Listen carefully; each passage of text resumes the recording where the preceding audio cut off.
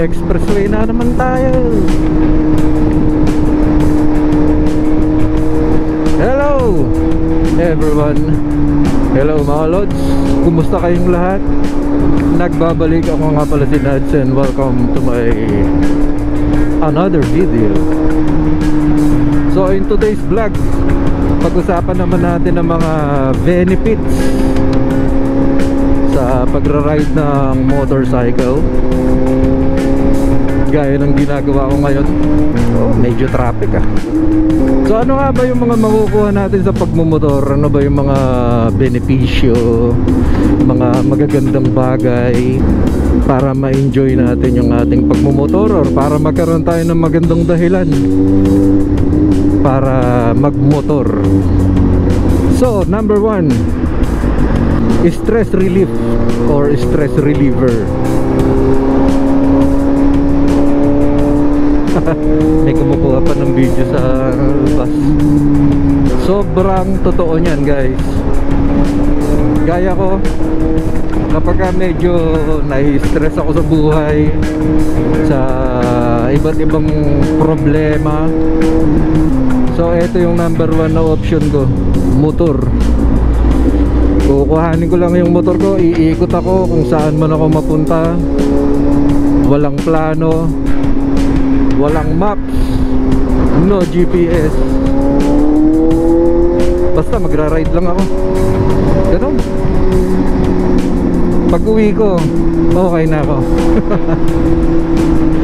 Siyempre makaka-relate lang sa akin yung mga kagaya ko na rider.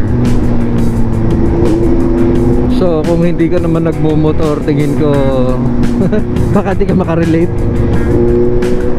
So yun yung number 1.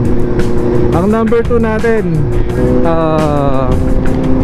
marami kang makikilalang mga bagong kaibigan, mga iba't ibang grupo. Kapag sinuswerte ka, may makakasama ka pang mga celebrity. Yun kagaya ko, di ko naman ini-expect na makakasama ako sa PBA Moto Club, or hindi naman sa pinaka grupo nila no, na PBA Moto Club, kundi yung ibig ko sabihin, kapag ka may ride sila, yun, nakakasama ako. Na-invite ako ng ating kaibigang si Moto. Maraming salamat pare ko. Yun, lagi niya akong ini-invite kapag ka may ride ang PBA. So siyempre, di ko naman ini-expect yun. Basta ang alam ko lang nung una, bibili ako ng motor, magra-ride, mga kaibigan ko. Pero di ko ini-expect na makakasama ako sa yung iba, talagang as in mga sikat pagdating sa motovlogging, no? Nakasama ko na si Boss Reed, si Red Sweet Potato, motor ni Juan. Tapos yung iba sa Team Graffiti, although hindi naman banding, yung nakasama ko lang sa event. Hindi kasi may iwasan yun. Kapag nagmomotor ka, sobrang daming event kung saan group ka may invite, no? Meron kang kaibigan na meron siyang kaibigan na ganon, na ganito, mga sikat na tao. So ayun, makakasama mo sila, magkakaroon na kayo ng iba't ibang group. So ayun yung number 2, dadami yung mga friends mo. Kasi iisa lang yung ano niya iisa lang yung gusto nyo Ano ba ang meron? Bakit sobrang traffic naman? Expressway ba to? So number 3, para sa akin, mas ma-appreciate mo yung iba't ibang magagandang lugar, ano? Mas ma-appreciate mo siya, mas may enjoy mo siya. Iba kasi yung pupunta ka sa isang lugar na magko-commute ka lang, or may sarili kang kotse, no? Iba yung pupuntahan mo yon na magbumotor ka kasama ng mga kaibigan mo, or minsan kahit ikaw lang mag-isa, solo ride. Iba yung pupuntahan mo siya na makikita mo yung buong paligid talaga.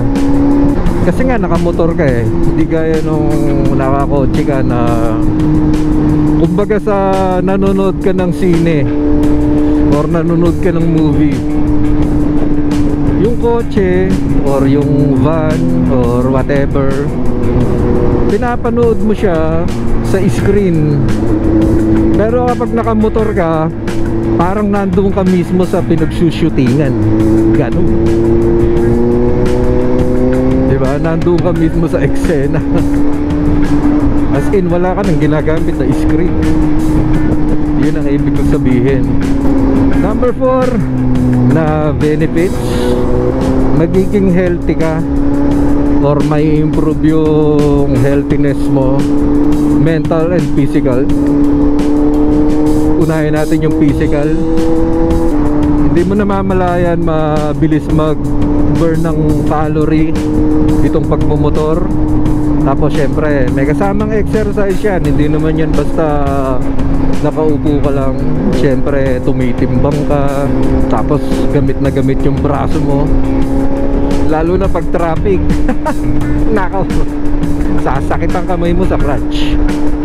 So ayun, ang physical. So pagdating naman sa mental, ayon sa aking nabasa, mas mag-i-improve yung ating brain, ano, lalo na sa mga adrenaline.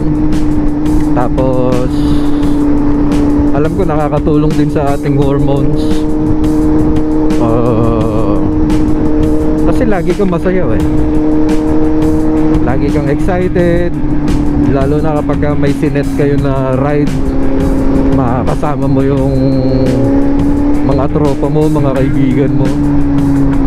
Alam mong magiging masaya yung ride. Alam yung magiging hindi mawala ng harutan. So yun, naka-apat na tayo, no? Actually wala naman akong script. Naisip ko lang yan on the spot kanina habang ako'y naliligo.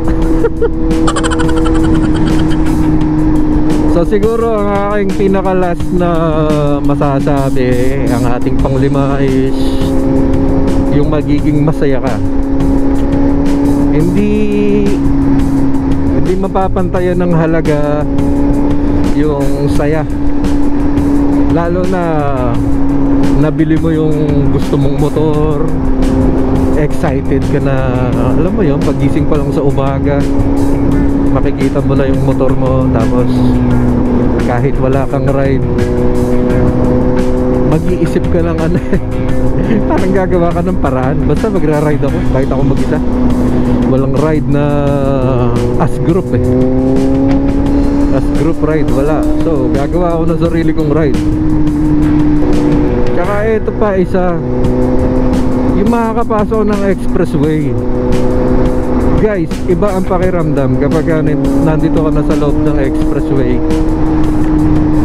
May mga rider na matagal nang nagra-ride, although maliit yung kanilang motor, hindi makakapasok dito sa expressway. Iba yung ano nila eh, iba yung mindset. Akala nila delikado rito. Oh, delikado, hindi naman mawawala yan eh.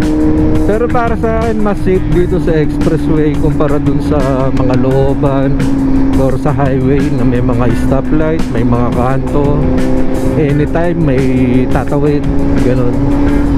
Alam mo yon. Pero dito, ayan o, puro kayo pa pa ganun, diba? So ano ibig kong sabihin? Ito yung isang masarap sa nagmomotor. Kapag may pupuntahan ka na medyo malayo, ayun, makakapasok ng expressway, mas bibilis yung biyahe mo, mas madali kang makakapunta ron, iigsi yung oras kumpara sa nakakotse ka. Kahit sabihin mo ng parehas na lang ng kain ng gas, pero tingin ko sa pagdating sa oras, ayan o, daling sumingit, diba? So yun, benefits din yun.